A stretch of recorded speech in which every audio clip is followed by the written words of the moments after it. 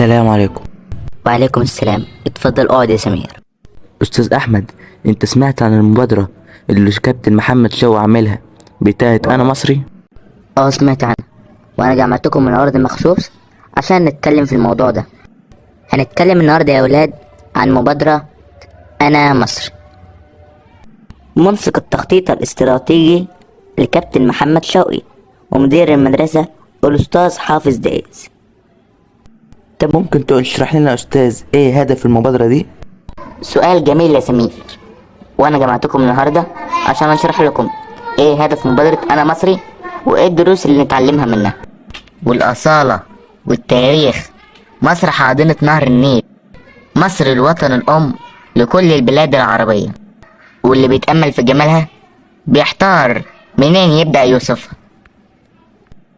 ولا بجمال الطبيعة اللي بينتشر في كل مكان، ومياه اللي بترمي أراضي مصر وبتجعل منها جنة الله على الأرض، تشمخ بكل ما فيها من عمق حضارة عظيم اللي اتبنت فيها مصر، اللي فيها التماثيل المنتشرة من أيام الفراعنة، وإن تاريخ مصر كبير وغني، ففي كل مكان فيها دليل عن إن كان فيه حضارة، بالإضافة إلى التطور العمراني الحديث واللي أعطى مصر طابع مذهل.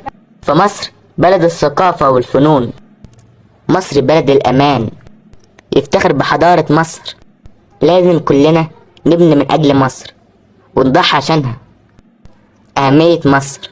في آخر الاجتماع أسألكم وأقول لكم إيه الهدف من المبادرة دي؟ مين جاوب؟ أقول يا أستاذ؟ اتفضل يا سمير. الهدف حب الوطن والانتماء إليه والشعور بالمسؤولية تجاه الوطن والحرص على نموه وازدهاره. عشان كده لازم كلنا نعتز بوطننا ونفتخر بيه. السلام عليكم. عليكم السلام. جيت في وقتك يا علي، كنا بنتكلم عن مبادرة أنا مصري، فممكن تقول لنا قصيدة عن مصر؟ اتفضل يا علي. أكيد، ده يسعدني جدا. أنا اللي عاشق لمصر بشرها وخيرها، وروحي في أرضها في جوها فطرها، ومهما جارت على عشقها بيزيد، أم التراب سندسي بلدي ماليش غيرها، بحبها مهما كان منها ومهما يكون، مصر السلام والمحبة، مصر نبع الخير، مصر التاريخ والحضارة، مصر شمس الكون، بلد اللي في عشقها غني الفؤاد مواويل، أنا اللي مغرم صبابة بكل شيء مصري، بحبها وفي هواها الفؤاد بيدوب، وإن كان على الصبر يا نعاسة أنا أيوب.